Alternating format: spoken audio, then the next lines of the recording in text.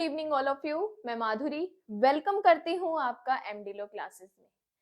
आज मैं आपको इतनी इंटरेस्टिंग चीज बताने वाली हूँ कि अगर आप कॉन्ट्रैक्ट एक्ट का आपको कंसेप्ट नहीं समझ आ रहा कि एक साथ पूरे कॉन्ट्रैक्ट को कैसे समझे, कि अगर कोई पक्षकार संविदा कर रहे हैं तो उसमें क्या क्या चीजें इंपॉर्टेंट है, कब वो वॉइड माने जाते हैं, कॉन्ट्रैक्ट शून्य माने जाते हैं, क्या क्या चीजें इसमें इंपॉर्टेंट है, सारा आप कंप्लीट मैं आपको एक टेक्सचर इस बोर्ड के माध्यम से और इस डायग्राम के माध्यम से समझाऊंगी। देखो, इससे पहले मैंने आपको सेक्शन 2 डेफिनेशन क्लोज समझाया हुआ है कि ए से लेके लास्ट जे तक क्या क्या डेफिनेशन है। कंप्लीट मैंने आपको उसका कंसेप्चुअल भी बताया है, कंप्लीट मैंने बेरेक्ट के साथ भी आपको पढ़ाया। आज मैं आपको बताती हूँ कि अगर कोई पर्सन कॉन्ट्रैक्ट करता है तो वो कॉन्ट्रैक्ट लॉफुल कब होता है, कब आपके द्वारा की गई संविदा विधि मान्य होती है, कब आप कोई ऐसा काम करते हो जो आपके वॉइड एग्रीमेंट में आ जाता है, या कब कौन कौन सी चीजें वॉइड एग्रीमेंट में काउंट होती है। आइए स्टार्टिंग से समझते हैं। देखो, सबसे पहले हमें विधि मान्य संविदा लॉफुल कॉन्ट्रैक्ट के बारे में हमें सेक्शन 10 में बताया है कि जब आप कोई एग्रीमेंट या कॉन्ट्रैक्ट करते हो तो वो आपका कॉन्ट्रैक्ट लॉफुल कब होगा, उसमें क्या क्या आवश्यक तत्व होने चाहिए। स्टार्ट करते हैं। सबसे पहले, जब भी कोई संविदा की जाती है उसमें करार का होना इंपॉर्टेंट है। कहने का मतलब, संविदा का प्रथम चरण ही करार होता है, एग्रीमेंट होता है। इसीलिए कहा जाता है कि जितने भी कॉन्ट्रैक्ट्स होते हैं सारे कॉन्ट्रैक्ट्स एग्रीमेंट होते हैं, लेकिन सारे एग्रीमेंट कॉन्ट्रैक्ट नहीं होते। सारे एग्रीमेंट कॉन्ट्रैक्ट नहीं होते, लेकिन सारे कॉन्ट्रैक्ट एग्रीमेंट होते हैं। अब समझते हैं। सबसे पहले विधिमान्य संविदा के लिए हमें करार करना पड़ता है, एग्रीमेंट करना पड़ता है। अब जब एग्रीमेंट स्टार्ट कर रहे हैं, करार कर रहे हैं, तो उसके लिए दो पार्टीज हमको चाहिए। कौन सी पार्टीज चाहिए? जो एक प्रपोजल करे, दूसरी एक्सेप्ट करे। क्योंकि पार्टीज तो चाहिए ना, खुद में तो कॉन्ट्रैक्ट करने से रहे, पार्टी कॉन्ट्रैक्ट करने के लिए हमें अदर पार्टी की जरूरत है। तो जब हम करार करते हैं तो करार के लिए हम एक पर्सन प्रपोजल करता है, दूसरा पर्सन प्रतिग्रहण करता है, और उसके एवज में जब कोई बात की जाती है, कुछ बात दी जाती है, तो उसको बोलते हैं प्रतिफल। तो 2E में हम पढ़ते हैं, सेक्शन 2 के ई क्लोज में हम पढ़ते हैं एग्रीमेंट, करार। प्रस्थापना हम पढ़ते हैं 2 के ए में, प्रस्थापना हम पढ़ते हैं 2 के ए में। प्रतिग्रहण हम पढ़ते हैं 2 के बी में। प्रतिफल हम पढ़ते हैं 2 के डी में। क्योंकि एक पर्सन प्रपोजल करता है, दूसरा उसको एक्सेप्ट करता है, देन जब वो कंसिडरेशन दे देता है, प्रतिफल दे देता है, तो वो मिलके क्या बनता है? करार बनता है। तो विधिमान्य संविदा के लिए सबसे पहला स्टेप क्या होना चाहिए? एग्रीमेंट होना चाहिए। एग्रीमेंट किससे मिलकर बनता है?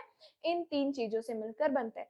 प्रतिफल क्या होता है, नहीं समझ आता तो सेक्शन 2 मैंने कंप्लीट बता रखा है, वो वीडियो से आप सेक्शन 2 डेफिनेशन याद कर लेना प्रॉपर। मैंने उसमें क्या की पॉइंट्स आपको याद रखने चाहिए, 5 से 6 मैंने आपको की पॉइंट बताए हैं, जिसके माध्यम से आप पूरी डेफिनेशन क्रिएट कर सकते हो। सबसे पहले लॉफुल कॉन्ट्रैक्ट के लिए हमारे पास क्या होना चाहिए? एक करार होना चाहिए। फिर करार करने के लिए ये जो पार्टीज है ना, जो प्रपोजल कर रहा है, एक्सेप्टेंस दे रहा है, ये कॉम्पिटेंट होने चाहिए। विधि मान्य संविदा के लिए हमें सक्षम पक्षकार चाहिए। सक्षम पक्षकार की डेफिनेशन हम पढ़ते हैं कॉन्ट्रैक्ट एक्ट सेक्शन 11 में। सेक्शन 11 हमें कहता है संविदा करने के लिए सक्षम पक्षकार कौन है? जो मेजर है, जो वयस्क है, नेक्स्ट जो स्वस्थचित है, एंड जो विधि द्वारा निर्हरकित न किया गया हो। क्या मतलब है इसका? कॉम्पिटेंट पार्टी कौन माना जाएगा? जो मेजर है, मतलब जिसकी एज 18 या 21 से प्लस होनी चाहिए, ठीक है, वो माइनर नहीं होना चाहिए, बच्चा नहीं होना चाहिए, वो वयस्क होना चाहिए, स्वस्थचित होना चाहिए। अब ये स्वस्थचित वर्ड क्या है? स्वस्थचित की हम पढ़ते हैं सेक्शन नंबर 12 में। सेक्शन 12 हमें बताता है कि कोई पर्सन स्वस्थचित कब कहा जाता है। अगर मैं आपसे जनरली पूछूं स्वस्थचित क्या है, तो आप कहेंगे कि मैडम जो अपने डिसीजन खुद ले सकता है, जिसमें उसको पता है कि उसका लॉस कब हो रहा है, उसका बेनिफिट कब हो रहा है। तो जो पर्सन अपने लॉस अपने प्रॉफिट के बारे में भली भांति समझ पा रहा है, वो पर्सन क्या माना जाएगा, स्वस्थ चित्त माना जाएगा, साउंड माइंड माना जाएगा। तो सक्षम पक्षकार कौन होते हैं, जो मेजर होते हैं, जो स्वस्थ चित्त होते हैं, या जिनको लॉ के द्वारा डिस्क्वालीफाई नहीं किया गया। ऐसा पर्सन जिसको लॉ ने डिस्क्वालीफाई कर दिया, लाइक कोई भी इंसॉल्वेंट पर्सन, दिवालिया व्यक्ति संविदा नहीं कर सकता। क्यों? क्योंकि उसको इंसॉल्वेंट लॉ के द्वारा डिक्लेयर किया गया है। तो जो पर्सन व्यस्क है, स्वस्थ चित्त है, लॉ के द्वारा निर्हरकित नहीं किया गया है, वो क्या माना जाएगा, सक्षम पक्षकार माना जाएगा। तो विधि मान्य संविदा के लिए करार होना चाहिए, करार के लिए सक्षम पक्षकार होने चाहिए। नेक्स्ट ये कहता है कि जब विधि मान्य संविदा कर रहे हो तो जो आप उद्देश्य रख रहे हो उस संविदा का, वो आपका विधि पूर्ण होना चाहिए। जो आप उद्देश्य रख रहे हो, किस रीजन की वजह से आप वो कॉन्ट्रैक्ट कर रहे हो, क्या ऑब्जेक्ट है, क्या पर्पस है आपका, वो आपका लॉफुल होना चाहिए। एंड आपका कंसीडरेशन भी लॉफुल होना चाहिए, एंड आपका कंसीडरेशन भी लॉफुल होना चाहिए। क्योंकि सेक्शन 24 हमें कहता है कि आपका जो ऑब्जेक्ट है, आपका जो प्रतिफल है, विधि पूर्ण होना चाहिए, विधि विरुद्ध नहीं होना चाहिए। तो विधि मान्य संविदा के लिए करार आवश्यक है, सक्षम पक्षकार आवश्यक है, पक्षकारों के बीच विधि पूर्ण उद्देश्य होना चाहिए। अब ये जो विधि पूर्ण उद्देश्य है, विधि पूर्ण उद्देश्य में हमें क्या बातें ध्यान रखनी है, ये कहता है कि वह विधि पूर्ण निषिद्ध नहीं होना चाहिए, कि आप जो ऑब्जेक्ट कर रहे हो वो लॉ के द्वारा निषिद्ध नहीं होना चाहिए, विधि के उपबंधों को विफल करने वाला नहीं होना चाहिए। कि आप कोई काम कर रहे हो, वो आप कानून को ही कानून से बाहर जाके आप कोई काम कर रहे हो, लॉ को ही आप क्रॉस कर रहे हो, तो ऐसी चीज नहीं होनी चाहिए। आपका उद्देश्य है प्रतिफल, कपटपूर्ण नहीं होना चाहिए। आपका उद्देश्य ऐसा नहीं होना चाहिए कि आप किसी पर्सन के शरीर को, उसकी प्रॉपर्टी को लॉस करने वाले हो, कि आप किसी पक्षकार के साथ ऐसी बात पर सहमत हो रहे हो जिसकी वजह से कोई पक्षकार को बॉडी पे इफेक्ट पड़ रहा है, उसको उसके शरीर को नुकसान हो रहा है, या उसकी प्रॉपर्टी को लॉस हो रहा है, तो आप ऐसा नहीं कर सकते।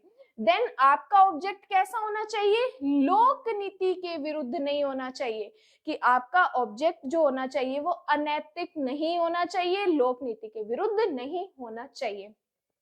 देन जो हमने पढ़ा, फिर हमने पढ़ा कि सबसे पहले आपके पास एग्रीमेंट होना चाहिए, सक्षम पक्षकार होने चाहिए, आपका उद्देश्य प्रतिफल विधिपूर्ण होना चाहिए।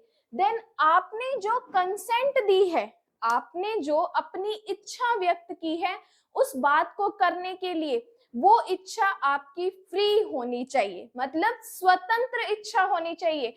आप किसी दबाव में आकर किसी संविदा के लिए हामी नहीं भर सकते। तो आपकी जो सम्मति है, आपकी जो सहमति है, वो स्वतंत्र होनी चाहिए।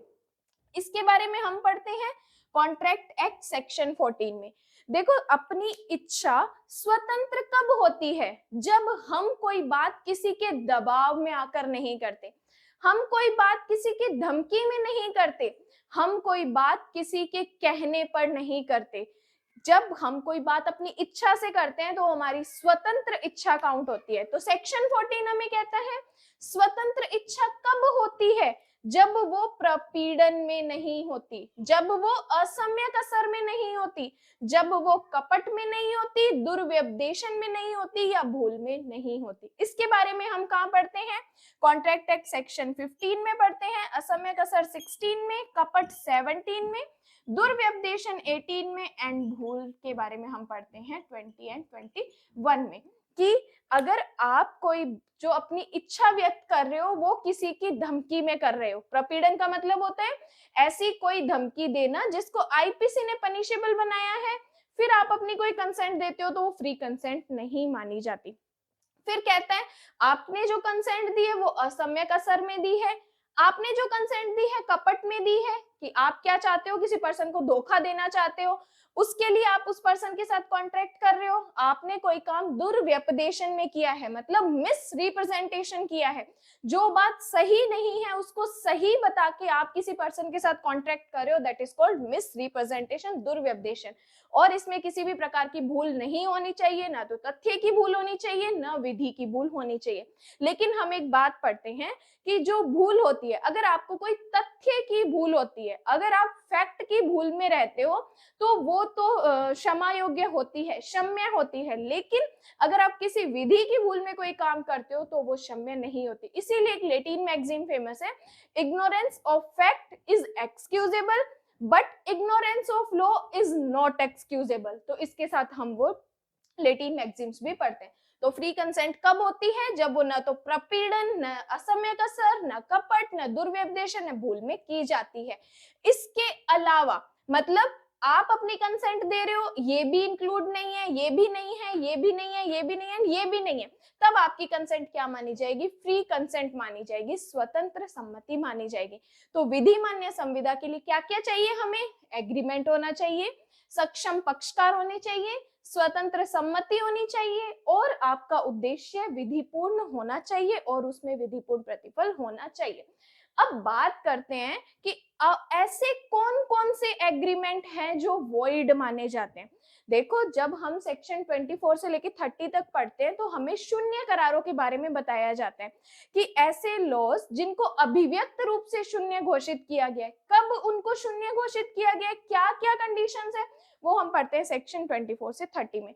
देखो, वैसे तो हमें कहा जाता है कि अगर आप कॉन्ट्रैक्ट या एग्रीमेंट कर रहे हो, उसमें कंसिडरेशन नहीं है तो वो वैलिड नहीं माना जाएगा। लेकिन जब हम सेक्शन 25 पढ़ते हैं तो हमें कहा जाता है, 3 ऐसी कंडीशंस बता रखी हैं जिसमें कंसिडरेशन नहीं होने पर भी आपका कॉन्ट्रैक्ट एग्रीमेंट उस टाइम वैलिड माना जाता है। क्या? कि अगर आपने एग्रीमेंट या कॉन्ट्रैक्ट लिखित या रजिस्ट्रीकृत कर लिया है, आपने उसके बारे में कंपनसेशन देने का प्रॉमिस कर दिया है, या आपने लॉ के बारे में कह दिया कि मैं उसका जो कंसिडरेशन है आपको भविष्य में दे दूंगा, तो अगर ऐसी कोई बात होती है विदाउट कंसिडरेशन भी, वो क्या माना जाता है? वैलिड माना जाता है। फिर हम पढ़ते हैं कि निम्नांकित करार कौन कौन से शून्य माने जाते हैं। देखो, इन्होंने कहा कि अगर आप भूल के अधीन कर रहे हो, मतलब निम्नांकित करार शून्य कब होते हैं? जब आप कोई एग्रीमेंट जो कर रहे हो वो भूल के अधीन कर रहे हो, और अगर उस एग्रीमेंट में प्रतिफल ही नहीं है। अदर एक्सेप्शनल मैंने आपको बता दिया कि अपवादों की स्थिति को छोड़कर अगर प्रतिफल नहीं है तो वो क्या माना जाएगा? वॉइड एग्रीमेंट माना जाएगा। या अगर आप कोई ऐसा एग्रीमेंट कर रहे हो जो विवाह में अवरोधक डाल रहे हैं, अवरोधक का मतलब होता है बाधा डाल रहे हैं, अगर विवाह में बाधा डाले जा रहे हैं और इस प्रकार का अगर आप एग्रीमेंट कर रहे हो तो वो एग्रीमेंट क्या माना जाएगा? शून्य करार माना जाएगा। या अगर आप व्यापार में किसी प्रकार का अवरोधक डाल रहे हो, बिजनेस में किसी प्रकार की बाधा डाल के अगर आप एग्रीमेंट कर रहे हो तो वो एग्रीमेंट आपका वॉइड एग्रीमेंट माना जाएगा। अगर व्यापार में आप किसी प्रकार की कोई बाधा डाल रहे हो तो बाधा शून्य मानी जाएगी। ठीक है, तो सेक्शन नंबर नोट कीजिए। 26 विवाह में अवरोधक करार शून्य है, 27 व्यापार में अवरोधक करार शून्य। फिर बोलते हैं कि अगर आप लीगल प्रोसीडिंग में आकर लीगल प्रोसीडिंग में किसी प्रकार की बाधा डाल रहे हो और उसके बाद आप एग्रीमेंट कर रहे हो तो वो आपका एग्रीमेंट शून्य माना जाएगा। सेक्शन 28 लीगल प्रोसीडिंग में किसी प्रकार की बाधा आप नहीं डाल सकते।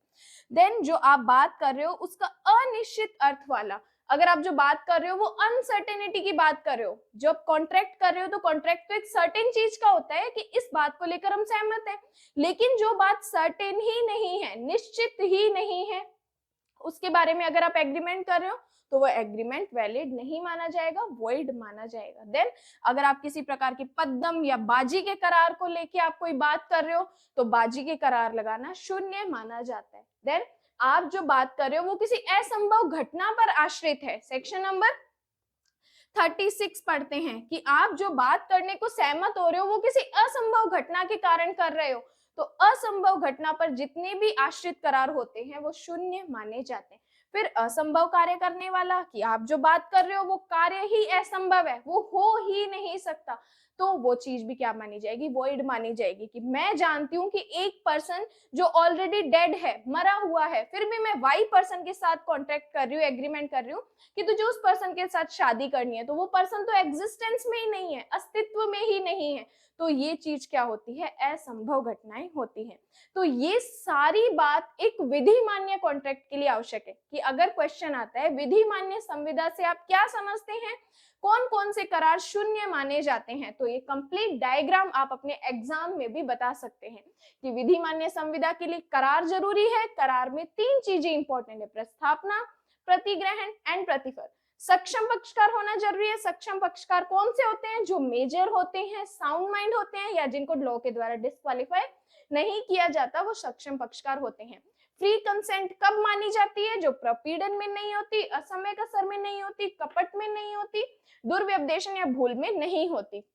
विधिपूर्ण उद्देश्य एवं विधिपूर्ण प्रतिफल क्या होता है, जो विधि के द्वारा निषिद्ध नहीं होता, विधि के उपबंधों को विफल नहीं करता, कपटपूर्ण नहीं होता, शरीर या संपत्ति को नुकसान पहुंचाने वाला नहीं होता है, लोक नीति के विरुद्ध नहीं होता।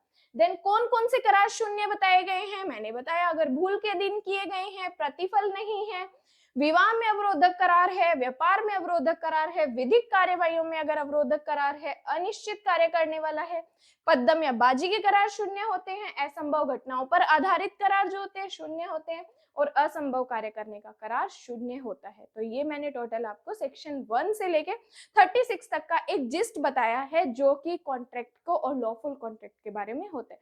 तो ये वीडियो आपको अच्छी लगी हो तो अपने फ्रेंड्स के साथ शेयर कर दीजिए and thank you so much.